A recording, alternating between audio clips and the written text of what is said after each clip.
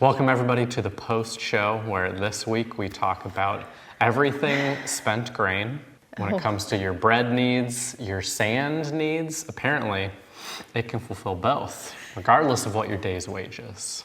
But the real question is, did you have any idea how cheap that would be? I did know it was pretty cheap. Oh. Well, you're in the minority. Because I had no clue. That is like what you need before you get the flour. Yeah, that's what's ground down into flour. So like there's so much more work that needs to be done. And also flour itself is not very expensive. It's true. But I also know a lot about, or a medium amount about baking things and bread. No, I myself don't bake. Well, sometimes I make bread, but we do have a lot of bread makers in our church. Like by that I mean people that make bread, not machines that make bread. Mm-hmm. Shout out to Ellen Ivers, a delicious loaf of rustic wheat. That's what I was thinking of. Was it rustic wheat? I thought it was more like honey wheat. It was kind of sweet. Wheat, that's true. Mm-hmm. Good stuff. Let us know in the comments down below what your favorite bread is. I was trying to get Willie to buy me a specific type of bread to make a sandwich the other day. And I said Italian, just Italian. Or I was telling him what my ideal sandwich would be if I could have everything that I wanted in a sandwich in that moment. Mm-hmm. And I said Italian bread. You can let me know whether you agree with me or not. But like Italian, he asked like, does that have spices? Like, what does that mean? And I was like, no, it's just Italian bread. Like when you go to Subway, one of the bread options and the one that I think majority of people get is just called Italian. But it's just normal white bread. But it's just like in roll form like that all the bread is at Subway. You heard it here, folks. Real bread cannot be found at Subway. Well, I know, but I'm curious. Actually, I'm going to look it up right now. Let's be honest. We all know, deep down somewhere in our hearts, that bread, Subway bread, is full of sugar. And yes, it tastes good, but is it sure it is good for you? Like eating what I'm sure would be processed down into a nice little cup of flour that Ross had on stage. I wasn't saying it was good from Subway. I was just using that to describe it. Oh, yeah, I know. But when you go to the store... bread, what is considered Italian bread? So Italian bread is more dense and has a thicker texture and crust. It's typically eaten as part of a loaf in chunks. White bread is lighter and has a thin crust and is typically served in slices. Like if you go to the sliced bread aisle, they have an Italian bread that just looks like white bread.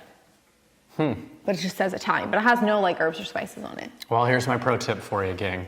Don't go to Cars if you're looking for Italian bread, because they don't have it. They got all the French bread, tons of French loaves, no Italian. I guess it's kind of similar to French bread. Anyways, now to actually talk about important things. Yes, but my intent with bringing up Ross's spent grain allusion, metaphor, example, whatever you want to call it, is that I personally get a lot out of the historical context of the Bible, that helps me understand it a whole lot better as a narrative, like a piece of writing that has a story and is cohesive and was written by humans set in a time very different than ours. And so to hear those bits of context that maybe clue you into when something is a metaphor or when someone is writing as though they were there even though they weren't there, or even just simply context to what a day's wages look like, which is what Ross was doing in that context, trying to show how much or how little it would be to work a full 10-hour day, as he pointed out, not 8 hours, 10 hours, and get that thing of wheat that would probably be full of sand. And you still have to put a lot of effort into it to make it into something. And you can't just pour it in a bowl and cover it with milk and call it breakfast. Which is very different than what we get now for our wages, which we can just go and buy already made bread. Or buy flour to make bread, which is way easier. Exactly. So I want to plug a podcast that I'm pretty sure we've plugged before on here. A podcast. But they're doing a series on this show called the 10-Minute Bible Hour, hosted by a man named Matt Whitman, who is going through each book of the Bible, and he is just concisely summing it up in like between 10 and 20-minute episodes.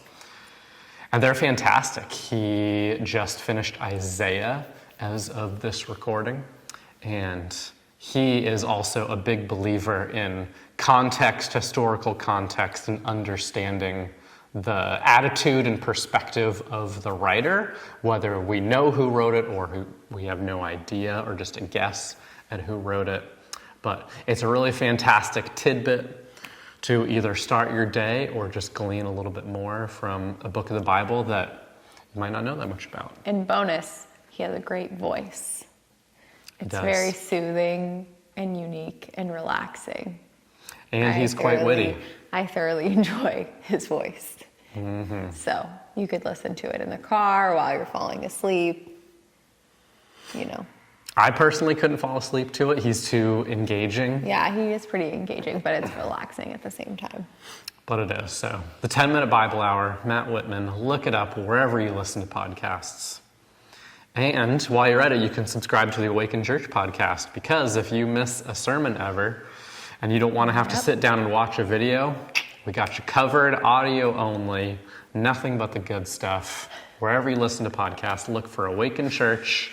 You can also search for Awaken Church Alaska. That might be better. You'll see our logo, dark green background.